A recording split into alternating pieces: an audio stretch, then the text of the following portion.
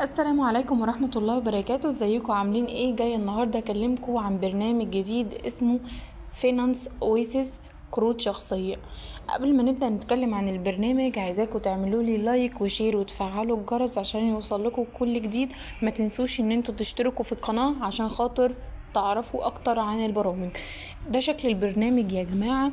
البرنامج ده بيكلمك عن ان انت ازاي تاخد كارد خلال 24 ساعة. تعالوا نقول البرنامج ده بيتكلم عن ايه. بيتكلم عن انك انت تقدر تاخد كارد من على الانترنت خلال 24 ساعة. بيدعم من 7 ل 24 ساعة في 3 خطوات ما بتزيدش عن 10 دقايق.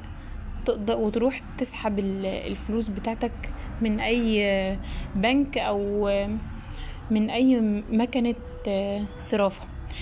طيب بيقولك هنا مثلا انك انت خدت الكارد ده بيبدأ من 500 جنيه ل 10,000 جنيه. مدة الكارد بتكون 91 يوم ل 360 يوم.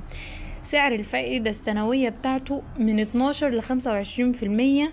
لا يتم فرض اي رسوم غير الفايدة. طيب بيقولك ان انت على سبيل المثال خدت كارد ب10,000 جنيه مصري ومدته 91 يوم. سعر التكلفة هي اللي جاية قدامك دي، اللي هي الفايدة اليومية بتاعته بتضرب 10,000 في 6 من 100%. بتديلك 6 جنيه مصري. ده طبعا الفايدة اليومية بتاعته. طيب الفايدة العايدة بقى ليك انت خلال 91 يوم هي بتضرب 180 في 3 زائد 60 اللي هي 3 شهور، بيديلك 546 جنيه. طيب عندك هنا اللي انت اولا عشان خاطر تاخد الكارد ده لازم تكون مصري. علشان تاني حاجة انك انت يكون سنك ما بين 18 سنة ل 60 سنة. لازم يكون الافراد اللي هياخدوا الكارد ده يكون ليهم عمل خاص بيهم او ذو دخل ثابت راجع له. تعالوا نشوف تعليقات الناس عن البرنامج ده. البرنامج ده واخد تقييم 3.3 تقييم. في ناس بتقول انا ما انصحش ان حد يستخدمه علشان خاطر هو اللي بيطلب منه صورة البطاقة وبعدين بيعيد ان احنا ناخد صورة البطاقة تاني.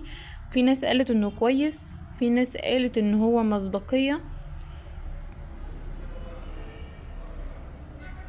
ده كل التعليقات بتاعت الناس يا جماعة.